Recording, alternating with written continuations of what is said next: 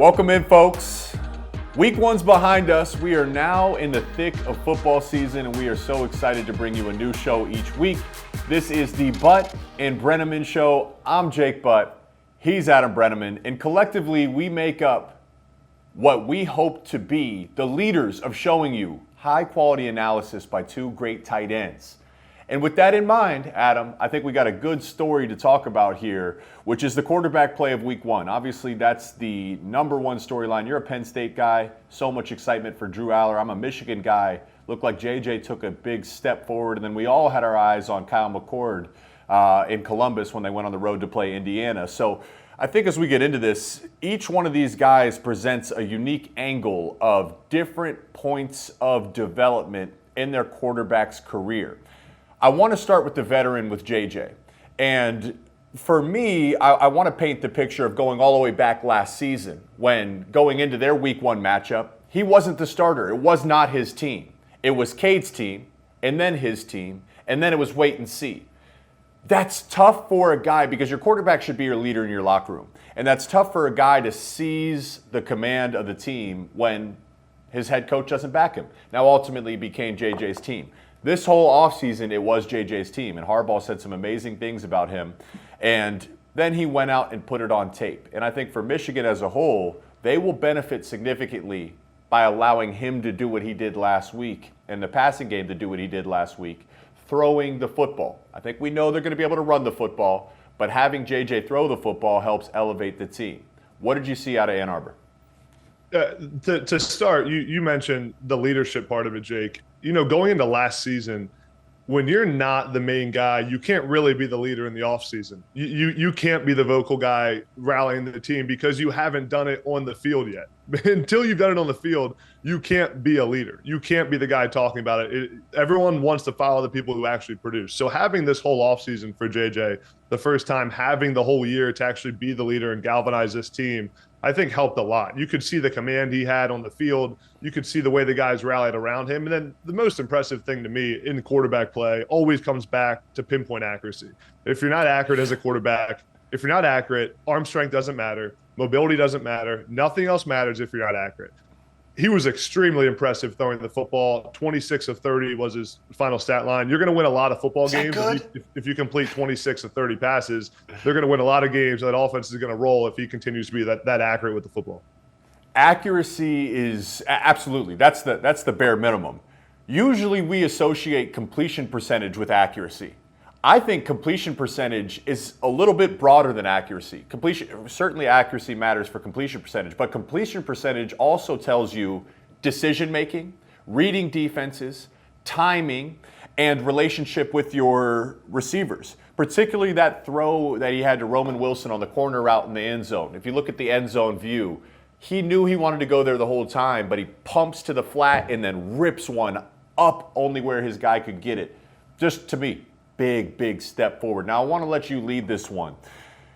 Going to Drew Allar in Penn State because I think we were all blown away. Not a perfect game. That's probably the most exciting part is there's room for improvement. But that first time he stepped up in the pocket and ripped one for an explosive touchdown, I sat back and I said, okay, they got their guy. What'd you think?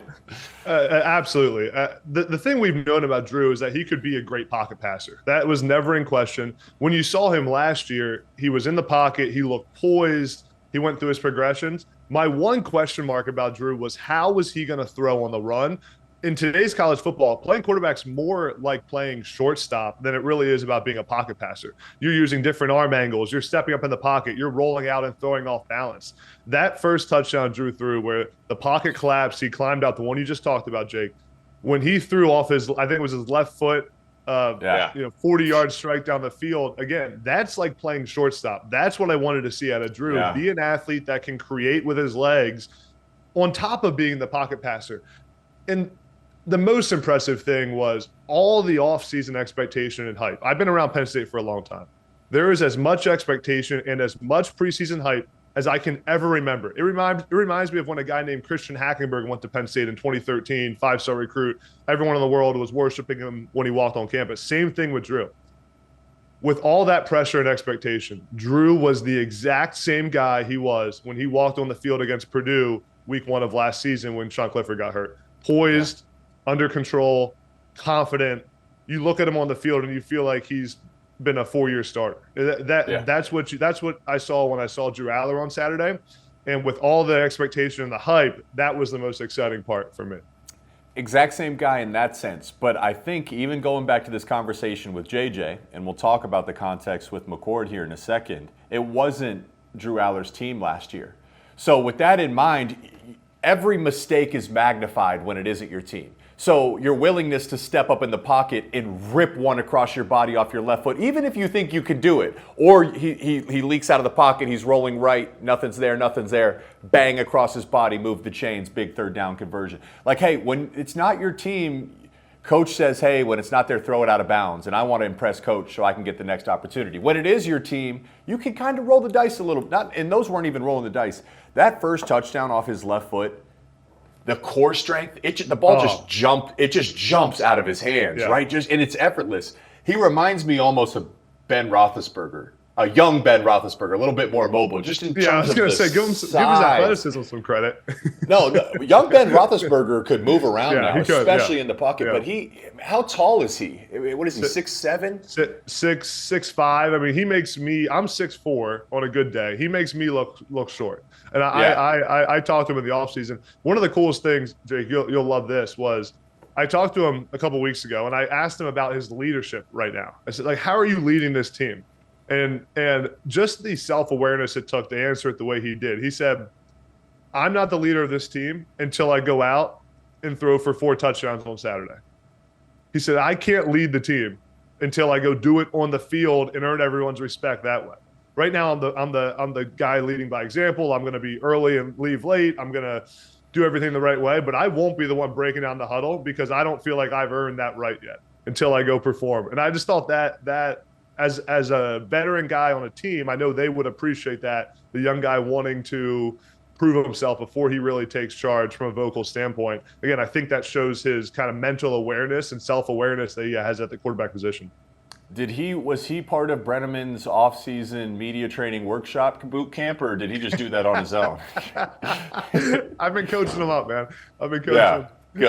Good. All right, so let's take it then. Probably as good as those two guys were, the headlining story and with McCord. And here's the thing: I watched the tape. I'm calling their game this weekend. And this is a true statement in football. It's never as bad as it seems. It's never as good as it seems. I didn't look at the tape and said, "Man, this is horrible. This is bad." I just said, "Okay, this is a guy in his first start, looked a little conservative. Most of his completions were within 10 yards of the line of scrimmage. A lot of underneath stuff." And I think, again, this speaks to what we just talked about. It wasn't McCord's team. Was it going to be his team? Or not? And then we wait till just effectively the week of the game leading up. It's just a little window of time where you say, okay, you're going to be the starter. And just like you said with Drew Allar, even though this was his team, he still said it wasn't my team, knowing it is his team.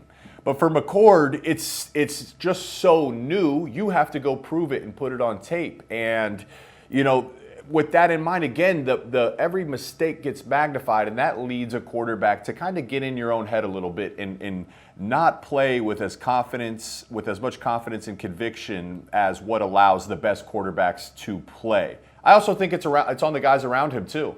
If you want to look at the quarterback, you have to look at the offensive line. You have to look at all the weapons around him. Here's where I'm really excited, and here's where I want to ask you your opinion on this. The jump between year 1 and year 2 is exponential. The jump between week 1 and week 2, knowing, okay, Ryan Day could have taken me out, didn't, kept me in, okay, it's my team. Now you can go play a Youngstown State team with an inexperienced secondary and try to take advantage of it. What was your opinion on that game? What are your expectations for him going into week 2?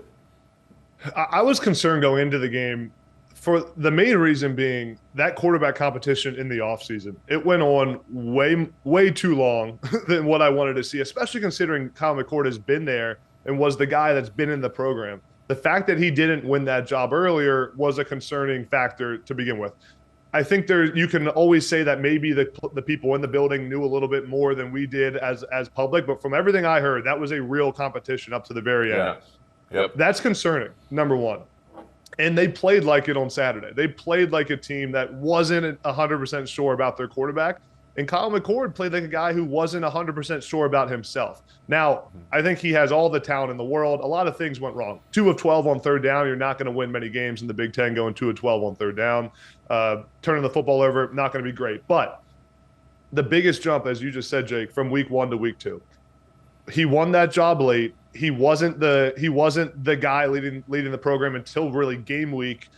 And then you only get so much time to actually prep. I think that jump where you're, as a quarterback, one, you're not getting hit in practice very much. You're not getting hit and being able to see those live reps. You're going against the scout team in week 1, seeing a defense other than your defense that your team plays. So you're seeing a different look from guys that aren't very good. We all know scout team doesn't play at the level and the speed that the 1s and 2s play. So for him to go out and see it on live reps and see the timing with the receivers, see the offensive line, see the protection, and be able to check things out and seeing a different defense, I think will be huge for his development moving forward.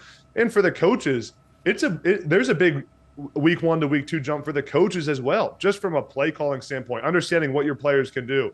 Maybe they see things from Kyle McCord in the game that they hadn't seen in practice, or they know, hey, when the lights got bright, he messed this up. We got to work on this that they didn't see in practice. So I'm expecting a big jump from Ohio State week 1 to week 2. It's funny because I go back to this offseason and you talk, the 2 big storylines were Drew Allar and were Kyle McCord, the new quarterbacks in town for some of the best teams in the East. And, I thought they were, the pieces around him were really the more interesting part. Ohio State has probably, you can make the case, I certainly think so, that they have the number 1 and number 2 receiver in all of college football. They got a deep running back room. But the offensive line is replacing 3 guys that got drafted and played really darn well in the preseason. Not just some dudes that are on a rock, played really well. Whereas they're replacing that. Whereas Penn State, this is the best offensive line you've had in a long, long time. Running back room, really deep. That benefits. Whereas you mentioned the third down struggles. Hey, that is. I look at that and I say, hey, offensive line, tight ends, and you're replacing your center who sets the whole blocking scheme. Here's the mic. Everyone works off of that. ID the guy, go smash mouth, move the chains, give McCord another chance to throw the football. So it's not just on him. This is where you go back into week 1. Okay, it's my team. Ryan Day, my team. Now week 2, still my team. You can go back and watch that tape completely unemotional and just say, you know what? I know I can be better here. I had Marvin Harrison Jr. early in the game. Maybe didn't need to take that shot over top. I'll just hit him. And you could start to build on that going forward. It's not time to be concerned quite yet. If you get into week 2, week 3, you're up against Notre Dame, then you start to have some serious conversations. But I fully expect, in my opinion, them to take that leap forward this week against Youngstown State. Yeah, you make a great point on the offensive line front that Drew Allar has that advantage of having one of the best offensive lines in the country. Olu Fashion, who comes back, their left tackle, will be a top 10 pick. Just the confidence factor that gives you as a first-time starter at quarterback, knowing that your offensive line is not just protecting you, but can get you out of bad situations, can repoint the mic when things are going wrong, when they're mugging 5 guys at the line of scrimmage, and the center can make sure that you're covered from a protection standpoint. Those are huge things for quarterbacks, just from a mental confidence standpoint. Yeah. And Kyle McCord, with the new offensive line replacing a lot of those guys, they're good players at the O-line, but again, that continuity is not quite there yet. And talking to Drew Allar in the offseason, that was the main thing for him that was exciting when they got Olu Fashion to come back and the whole O-line, was just the confidence it gives you to stand back there in the pocket and deliver throws like the ones we saw Drew deliver on Saturday. Indiana's defense played good too. I think we're completely discrediting how hard they played, how well they were schemed up, understanding the new pieces for the offensive line. And again, this is the beautiful thing about football is it's a foreign language. You're constantly communicating on the fly, and if you're a receiver, you're one individual outside. You have your route, and you're dependent on yourself only, right? The quarterback will throw you the ball, of course. But as an offensive line, all 5 guys have to work together. The tight end has to work with you. You have to have 5, 6, 7 individuals working as one unit for success. So that to me is a leap, a very easy fix where you say, guys, we're just one little thing here or there and we'll make astronomical leaps. So that's my expectation. Breneman, Adam, I could talk to you for an hour, for 2 hours, probably all day about football. But for our listeners at home, you're going to have to wait for more till next week. Thank you for tuning in, Adam. Looking forward to chopping it up with you this Sunday and doing another one of these next week. This has been Butt and Breneman.